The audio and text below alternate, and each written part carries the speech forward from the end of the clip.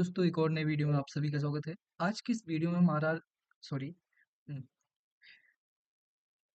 तो दोस्तों अगर अभी तक आपने एमपीएसआई का एप्लीकेशन फॉर्म फिल नहीं किया है, तो जल्द से जल्द फॉर्म फिल कर लीजिए क्योंकि 10 नवंबर इसकी लास्ट डेट है। तो अगर अभी तक फॉर्म फिल नहीं किया है, तो फॉर्म फिल कर लीजिए और क्योंकि आखिरी में 2-3 दिन वेबसाइट ढंग से नहीं चलेगी और हो सकता है कि डेट एक्सटेंड हो, लेकिन उसके लिए हमको नहीं बैठना है, उससे पहले फॉर्म फिल करके कंप्लीट कर लेना है। तो आज की इस वीडियो में हम ये फॉर्म फिल करके देखेंगे और इससे पहले मैंने इसकी जो उम्मीदवार प्रोफाइलिंग होती है उसको अपडेट करके एक वीडियो बना के डाली थी। और अगर अभी तक आपने जो प्रोफाइलिंग है वो अपडेट नहीं की है, तो सबसे पहले आपको प्रोफाइल को अपडेट करना पड़ेगा, उसके बाद ये फॉर्म फिल हो सकेगा। अगर अभी हम बात करें तो यहाँ पर दो नोटिफिकेशन एक्टिव है, जिसमें कि पहली है ये वाली और दूसरी है हमारी एमपीएसआई की।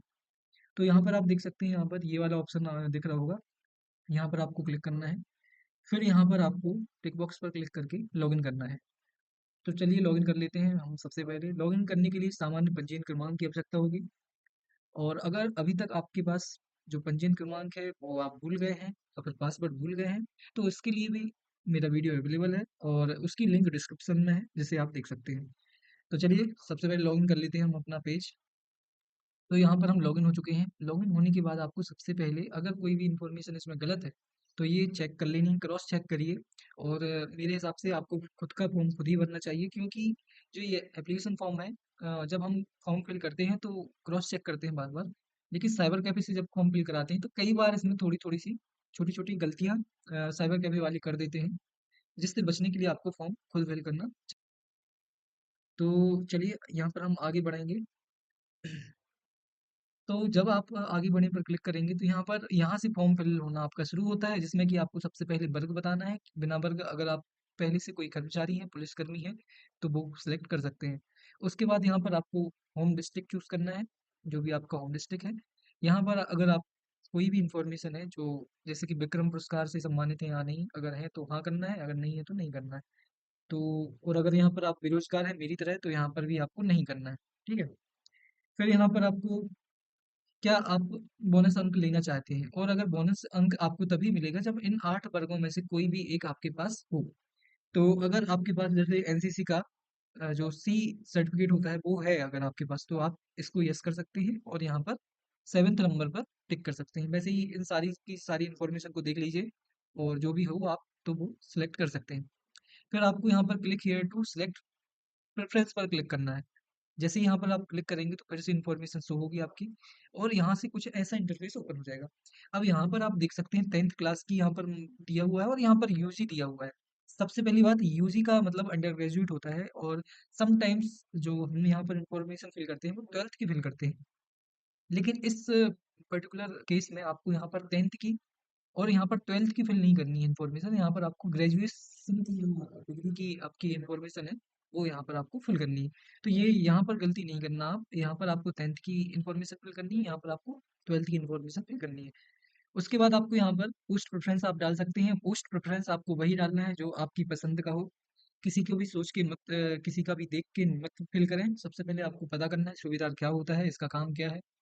आपको पता होना चाहिए उप निरीक्षक जो जनरल ड्यूटी है और स्पेशल फोर्स वाली जो आर्म फोर्स वाली है, इन दोनों में क्या अंतर है और इनकी रिस्पॉन्सिबिलिटी क्या क्या होती है, उस हिसाब से आपको फॉर्म में प्रेफरेंस देना है।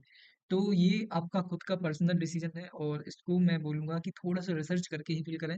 और अगर आप टॉपर्स की लिस्ट में आते हैं, बहुत ही टॉप, आप एक ऐसी पोस्ट पोस्ट चाहते हैं जिसमें कि आपको बहुत कम रिस्पॉन्सिबिलिटी हो या फिर रिस्पॉन्सिबिलिटी तो ज़्यादा हो लेकिन काम कम हो, तो सूबेदार की पोस्ट काफ़ी अच्छी है और इसकी कट ऑफ भी बहुत हाई जाने वाली है, ठीक है?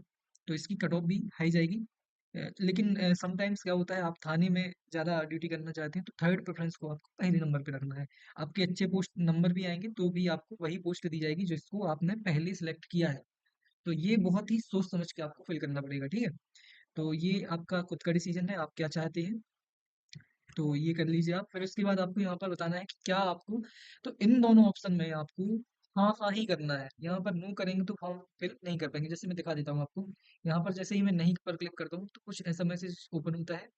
तो ये आप फॉर्म फिल नहीं कर पाएँगे। यहाँ पर भी अगर आप नहीं करेंगे तो आप फॉर्म फिल नहीं कर पाएँगे। तो यहाँ पर यस ही करना है, ठीक है? और ये तो आपको पता ही होगा कि आपका ग्रेजुएशन कंप्लीट हो गया है या नहीं है, आपकी शारीरिक अर्हता आपके पास है या नहीं। तो अगर आपको ये पता है तो हाँ ही फिल करिए यहाँ पर, ठीक है? फिर इसके बाद आपको सेंटर फिल करना है, एग्ज़ाम सेंटर, जो आपका नज़दीकी जो भी शहर हो उसको आप सिलेक्ट कर सकते हैं। और इसको फिल करने के बाद आपको क्या करना है, आगे बढ़ाएँ पर क्लिक करना है। तो अभी मैंने इन्फॉर्मेशन कुछ मिस कर दी थी, तो ये मुझे फिल करनी पड़ेगी, उसके बाद मैं आगे बढ़ाएँ पर क्लिक करूँगा। तो चलिए ये फिल कर लेता हूँ मैं। तो यहाँ पर मैंने सारी इन्फॉर्मेशन फिल कर दी है, अब आगे बढ़ाएँ पर क्लिक करेंगे हम, तो कुछ ऐसा ऑप्शन आपको यहाँ पर फिल होगा, शो होगा। यहाँ पर आपको डोमिसाइल सर्टिफिकेट भी अपलोड करना है और उसके बाद एजुकेशनल सर्टिफिकेट भी फिल करना है, जिसमें कि आपको यूजी की अंडर ग्रेजुएट की जो आपकी डिग्री है वो यहाँ पर आपको अपलोड करनी है। और अपलोड करने से पहले आपको कुछ बातें याद रखनी है कि जो आपकी डिग्री है या फिर आपका जो स्थानीय निवास है, ये 150 केबी से ज़्यादा इसकी साइज़ नहीं होनी चाहिए। और ये जो फॉर्मेट है इसका वो जेपीजी फॉर्मेट ही होना चाहिए। तो आपको ये दोनों चीज़ें अपलोड करनी है और सबमिट डिटेल करेंगे तो आपका फॉर्म जो है वो फिल हो जाएगा। इसके बाद आपका पोर्टल ऑप्शन ओपन हो जाएगा पेमेंट का, जिसके बाद आप पेमेंट करके जो आपका फॉर्म है कंप्लीट फिल हो जाएगा।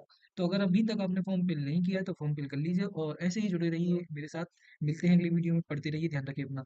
और इससे पहले अगर आप ये सब आपके पास कंप्लीट नहीं है तो एप्लीकेशन नंबर को आपको कॉपी करके या फिर इस पूरी चीज़ की जो ये आपको दिख रहा है, इसकी आपको फ़ोटो क्लिक कर लेनी है, ताकि आप जब भी आगे इस फॉर्म को फिल करना चाहें तो आपको जितना भी आपने पहले फॉर्म फिल किया है, वहाँ से फिल नहीं करना पड़ेगा, यहीं से ओपन होगा और इसमें आप ये दोनों चीज़ें अपलोड कर सकते हैं।